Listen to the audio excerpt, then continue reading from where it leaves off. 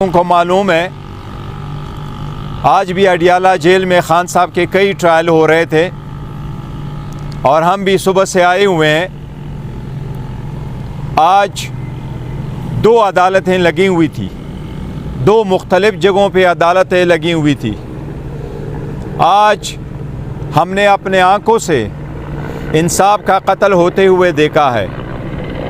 एक के बजाय 2 मुख्तलिफ जगहों पे अदालतें लग गई।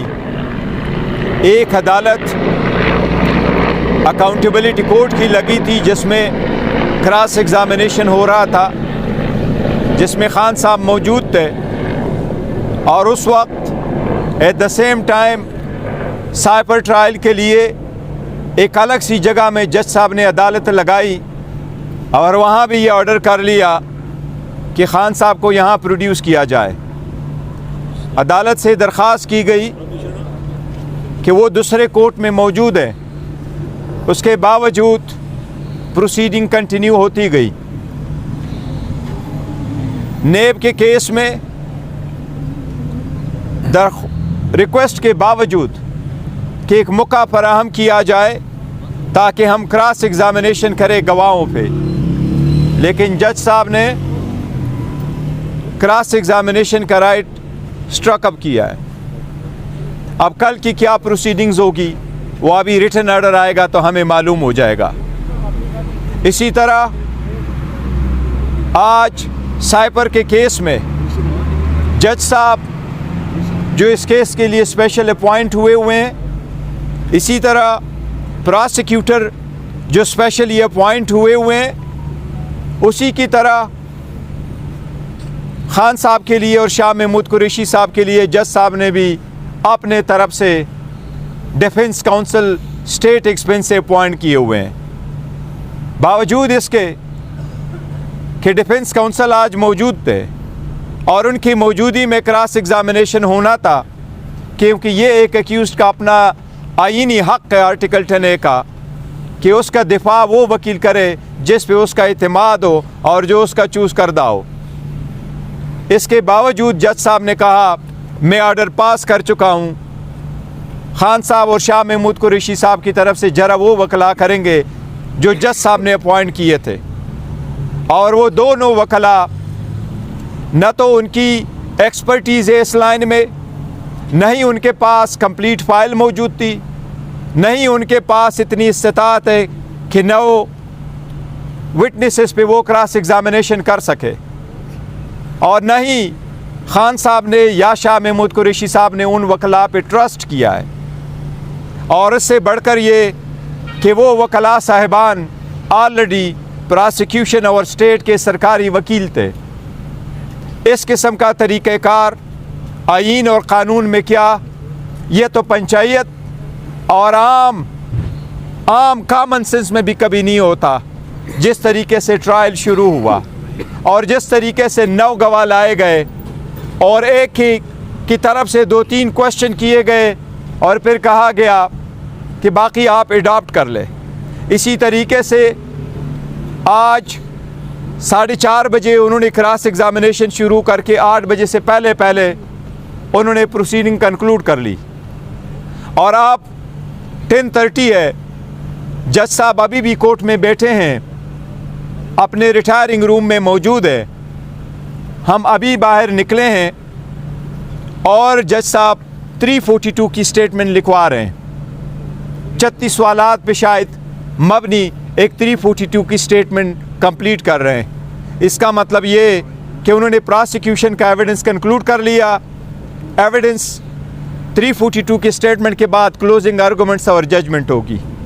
हम ऐसे ट्रायल के शदीद अल्फाज, सख्त अल्फाज में मज़म्मत करते हैं। ये आईन की खिलाफ वर्जी है, ये कानून की खिलाफ वर्जी है, स्पेशली ऐसे ट्रायल में और ऐसे जराइम में जिसमें डेथ सेंटेंस हो सकती है। 2 मरतबा इस्लामाबाद हाई कोर्ट ने इसको क्वाश करते हुए इसको स्ट्रिक्ट डायरेक्शन के साथ भेजा है, लेकिन जज साहिबान को अपनी तरफ से कोई जल्दी है इस केस में, और जल्दी जिस भी तनाजुर में एक मरतबा फिर हम अदलिया से बसद एहतराम मुखातबे और दरख्वास्त कर रहे हैं कि ये सब कुछ आपके आंखों के सामने हो रहा है। इस्लामाबाद हाई कोर्ट के चीफ जस्टिस से दरख्वास्त है कि आर्टिकल 203 के मुताबिक सुप्रीम कोर्ट से दरख्वास्त है कि सोमोटो के ज़रिए इसका तदारुक किया जाए। ऐसे सीरियस केसेस में आप the minimum bare minimum standard of the fairness जो है वो अपहोल्ड रखे। वो एक साबिक वज़ीर आज़म है, एक सबसे पॉपुलर पॉलिटिकल पार्टी का दुनिया का मकबूल तरीन लीडर है जिसका नाम है इमरान अहमद खान साहब नियाज़ी। जो लोग उसके नाम पे टाके ला रहे हैं, जो लोग उनको मिटा रहे हैं, अल्लाह अपने रहम करम के साथ आवाम के ताउन के साथ उसको मिटाने नहीं देगा। लेकिन हम अदलिया से दरख्वास्त कर रहे हैं कि ये आपकी आईनी ज़िम्मेदारी है, आपकी आईनी ज़िम्मेदारी है कि आपके जजेस साहिबान भी ट्रायल को आईनी तकाज़े पूरे करते हुए चलाए। मैंने इस आज जो प्रोसीडिंग देखी है ये तो शखाना का एक नया वर्शन है, उससे भी आगे जा रहा है। इसकी हम शदीद मज़म्मत करते हैं, हम हक़ महफूज रखते हैं। हम सवेरे इंशाअल्लाह इस्लामाबाद हाई कोर्ट भी इसके ख़िलाफ़ जाएंगे। लेकिन अभी से मेरी चीफ जस्टिस साहब से दरख्वास्त है कि आपके पास सामने अगर हमारी दरख्वास्त आ जाए तो काइंडली सेम डे के लिए इसको मुंतखब कर ले, सुने, आप ओपन हार्ट से सुन ले। हम उम्मीद करते हैं इंशाअल्लाह ताला आप हमें इंसाफ दिलाएंगे। लेकिन इंसाफ के लिए हम कहाँ जाएं? अदलिया के पास न जाए तो कहाँ जाएं? ये भी हमारा एक आईनी हक़ है। हम अदलिया से दरख्वास्त कर रहे हैं कि इसका तदारुक किया जाए पहले से कि ये बहुत लेट हो। आज आपसे मैं कोई सियासी गुफ्तगू करना चाह रहा था, लेकिन हालात कुछ ऐसे हैं कि सियासी गुफ्तगू के लिए फिर कोई वक्त सही, लेकिन आज इतना ही काफ़ी था क्योंकि आईनी तकाज़े पूरे न करते हुए अगर आप किसी का ट्रायल चलाएंगे तो इससे मैं समझता हूँ सबसे बड़ा जुर्म कोई नहीं हो सकता।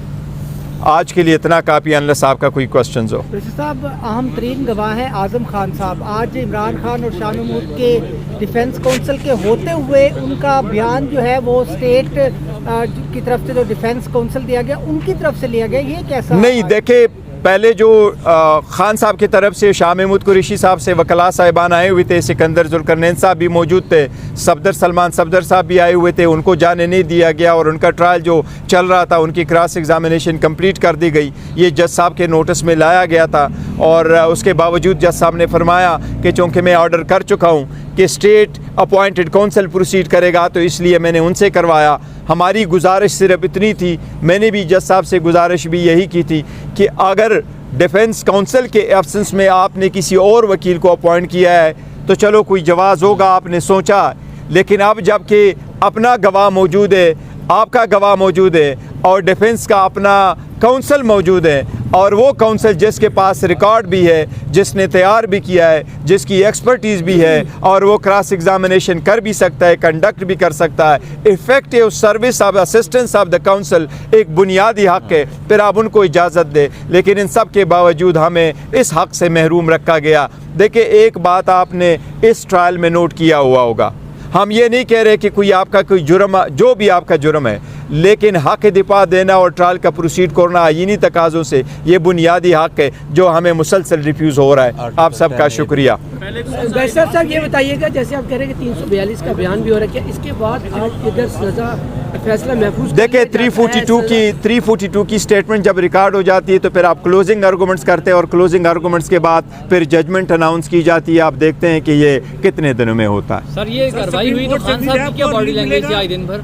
देखो, खान साहब का मोराल बड़ा आए, उन्होंने जज साहब को कहा ये फिक्स मैच है, आप करना चाहते हैं तो आप करें, मैं चलता हूँ, मुझे इजाज़त है। जज साहब ने कहा आप जा सकते हैं, तो इसी तरीके से वो चले गए। जी, थैंक यू जी, thank you so very much.